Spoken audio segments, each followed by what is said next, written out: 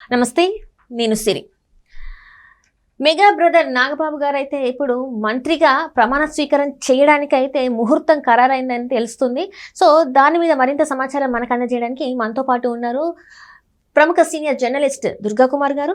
నమస్కారం సార్. నమస్కారం సిరి, మన వీక్షకులకు. సార్, ఇప్పుడు చూస్తుంటే ఇన్ని రోజులు అంటే నాగబాబు గారు రాజ్యసభకి వెళ్తారు అని చెప్పేసి మా ఒక వార్తలు అయితే వచ్చాయి. కానీ ఇప్పుడు అనూహ్యంగా రాజ్యసభకి ఆల్రెడీ ఉన్నారు, ఎవరైతే ఆ ఖాళీ అయిన సీట్స్ వాళ్ళకైతే ఉన్నారు, అభ్యర్థులు అయితే ఉన్నారు. కానీ ఇప్పుడు చంద్రబాబు నాయుడు గారు అయితే ఏంటంటే క్యాబినెట్కి అంటే మంత్రిగా తీసుకుంటున్నాం అని చెప్పేసి నాగబాబు గారిని ప్రకటించడం జరిగింది. ఇప్పుడైతే ఇంకా ప్రమాణ స్వీకారానికి కూడా ముహూర్తం ఖరారైందని చెప్పేసి కూడా కొన్ని వార్తలు వస్తున్నాయి. సో మరి ఏంటంటారు, ఏ శాఖలకి ఎవరెవరు ఏంటనేది? ఇంకొకటి ఏంటంటే ఇది మన నామినేటెడ్ పోస్టులకు కూడా అన్ని కూడా చెప్పాలి అని కూడా అనుకుంటున్నారు అని చెప్పేసి కూడా వార్తలు వస్తున్నాయి. సో ఎవరెవరు ఉండబోతున్నారు సార్? మరి ఇప్పుడు మీరు అన్నట్టు నాగబాబు గారికి గతంలో రాజ్యసభకు పంపాలని ప్రయత్నం అనుకున్నప్పటికీ కూడా తెలుగుదేశము అండ్ బీజేపీ క్యాండిడేట్ ఆర్ కృష్ణయ్యని బీజేపీ ప్రకటించడంతో, తర్వాత ఏమో ఒక అభ్యర్థినేమో అంతకుముందు తెలుగుదేశంలో ఉన్న వ్యక్తి ఆయన మస్తాన్ రావు, బేద మస్తాన్ రావు. అట్లాగే మూడో వ్యక్తి కూడా గతంలో తెలుగుదేశంతో అనుబంధంగా ఉన్న వ్యక్తిని చేశారు. రెండు తెలుగుదేశం, ఒక బీజేపీకి ఇవ్వాల్సి వచ్చింది. అందువల్ల జనసేనకి అకామిడేషన్ ఇవ్వలేకపోయారు. కాకపోతే ఏంటంటే నాగబాబు గారికి పవన్ కళ్యాణ్ గారికి ఉన్నటువంటి అనుబంధం, అంతకుముందు ఆయన చిరంజీవి గారి పార్టీలో పీఆర్పీలో కూడా పనిచేశాడు. వాళ్ళు ముగ్గురు బ్రదర్స్ కూడా కలిసి పనిచేశారు అప్పుడు. తర్వాత ఆయన అదృష్టవశాత్తు కేంద్ర మంత్రిగా పనిచేసే అవకాశం ఆయన దొరికింది. తర్వాత పవన్ కళ్యాణ్ గారు డిప్యూటీ చీఫ్ మినిస్టర్గా ఫస్ట్ టైం ఎమ్మెల్యేగా గెలవటమే కాదు, స్ట్రైకింగ్ రేట్ 100% ఉండటం, తెలుగుదేశంతో మైత్రి బంధంలో ఉండటంతో ఆయనకి ఉప ముఖ్యమంత్రి ఇచ్చారు.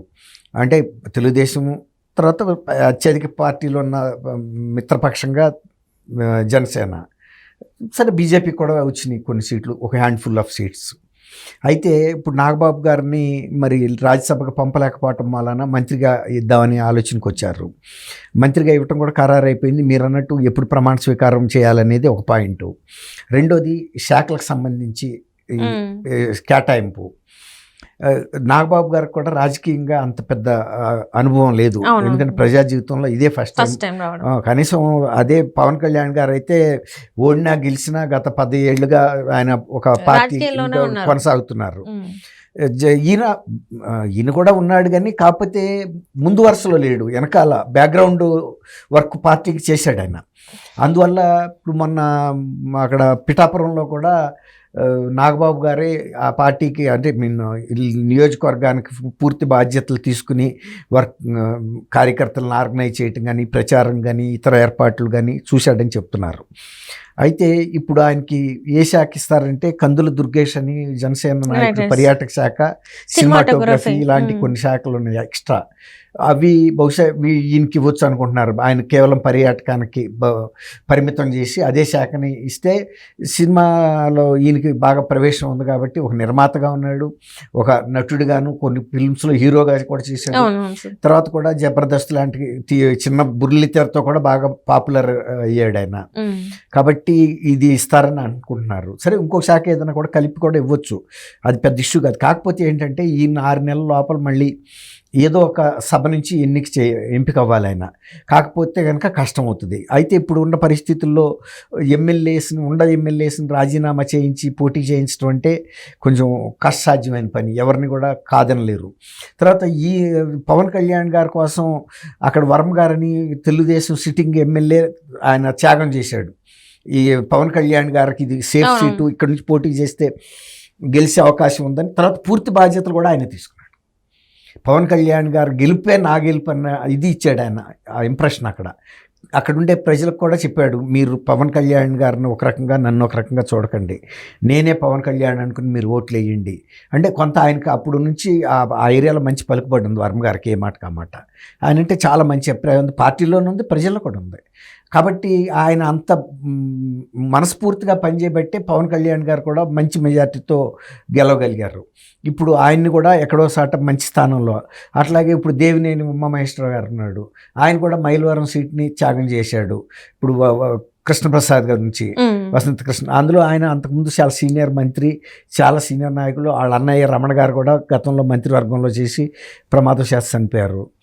తర్వాత ఆయన ఏ పార్టీకి మారిన కుటుంబం కూడా కాదు, అది మొదటి నుంచి తెలుగుదేశంలో ఉన్నారు. అట్లా కొంతమందికి ఇవ్వటం కూడా కుదరలేదు. తర్వాత ఇంకోటి ఏంటంటే, మీరు ఇంతకుముందు అడిగారు నామినేటెడ్ పోస్టుల గురించి కూడా. ఇప్పుడు ఏంటంటే, గతంలో తెలుగుదేశం ఒక్క పార్టీగా ఉన్నప్పుడు నామినేషన్ పోస్టులు అన్నీ కూడా గెలిచినప్పుడు వాళ్ళ సొంత పార్టీకి ఇచ్చేవాళ్ళు. ఇప్పుడు కూటమిగా ఏర్పడి జనసేన అండ్ బీజేపీ వాళ్ళు కూడా ఉన్నారు. కొంత పర్సెంట్ అయినా వాళ్ళకి ఇవ్వాల్సిన పరిస్థితి వచ్చింది.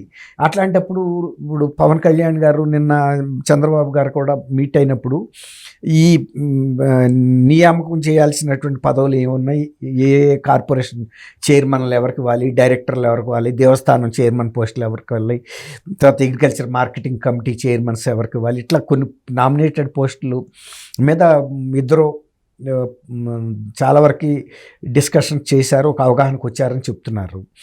ఎంతో కొంత జనసేన వాళ్ళకైతే ఇవ్వాల్సిన పరిస్థితి ఉంది. అట్లాగే బీజేపీ వాళ్ళు కూడా కొంత సీట్లు అడుగుతున్నారు, కొన్ని పదవులు. మరి వాళ్ళని కూడా ఫుల్ఫిల్ చేయాలి. ఎందుకంటే మరి కేంద్రంలో ఆ రోజున ఈ కూటమి ఏర్పడటం వల్లనే ఎన్నికలు సక్రమంగా జరిగినాయి. బీజేపీ కూడా కొంత సహకరించింది. అంటే లా అండ్ ఆర్డర్ని కరెక్ట్గా చేయటం, ఎన్నికల నిర్వహణలో గతంలో లాగా లోటుపాట్లు జరగకుండా చేశారు. అంతకుముందు వైఎస్ఆర్సీపీ ప్రభుత్వంలో స్థానిక ఎన్నికలన్నీ కూడా ఒక ప్రాసనంలాగా జరిగినాయి. పూర్తిగా పోలీసులు వాళ్ళకి లొంగిపోయారు, అధికారులు లొంగిపోయారు, వాళ్ళు ఎలా చెప్తే అలా చేశారు. ఇప్పుడు కొంచెం కేంద్ర ఎన్నికల సంఘం దృష్టి పెట్టబట్టి 1-2 సార్లు వాళ్ళు వచ్చి ఇక్కడ మనకు తెలుసు ఐపీఎస్ ఆఫీసర్ని, ఎస్పీఎల్ని, కలెక్టర్ని కూడా మార్చేశారు, వార్నింగ్లు కూడా ఇచ్చారు. ఒకవేళ కనుక మీరు ప్రభుత్వానికి కనుక ఇట్లా సహకరించినట్టు కనుక చేస్తే, అక్రమాలకు పాల్పడితే మేము మిమ్మల్ని మానవతా దృక్పథంతో కూడా చూడాల్సిన అవసరం లేదని. అందువల్ల ఇప్పుడు బీజేపీ కూడా ఇవాళ మనకి తెలుగుదేశానికి ఒక పార్ట్నర్, భాగస్వామిగా ఉండి నామినేటెడ్ పోస్టుల్లో కూడా కొంత ఇవ్వాల్సి వచ్చింది. ఇది కూడా జరుగుతుంది. తర్వాత ఇంకోటి ఏంటంటే, ఇప్పుడు నాగబాబు గారికి కౌన్సిల్ నుంచి ఎలక్ట్ అయ్యేటట్టు చూడటానికి కొంతమంది ఇవాళ వైఎస్ఆర్సీపీ వాళ్ళు ఎమ్మెల్సీలు రాజీనామా చేశారు, ఖాళీలు అయినాయి. కాబట్టి వాటికి నోటిఫికేషన్ ఇవ్వటం, చైర్మన్ను ఆ నోటిఫికేషన్ ద్వారా వీళ్ళు భర్తీ చేసుకోవడానికి వాళ్ళు పూర్తి అవకాశం ఉంది.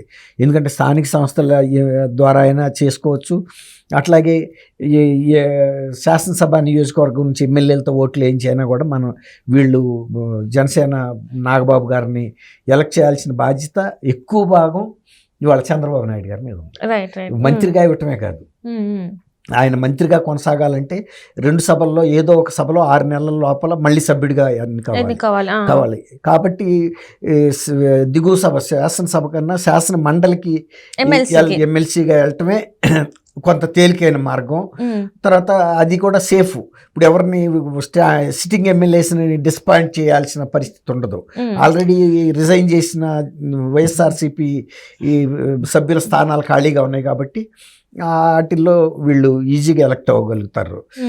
తర్వాత జనసేన వాళ్ళ సొంత బలం కూడా కొంత ఉంటుంది కాబట్టి ఇవి అన్నీ కూడా జరుగుతాయి అమ్మా. మంత్రి అవటం అనేది దాదాపు ఖరారైపోయింది. Right sir, right. Thank you so much. Thank you అమ్మా సిరి, మన వీక్షకులు.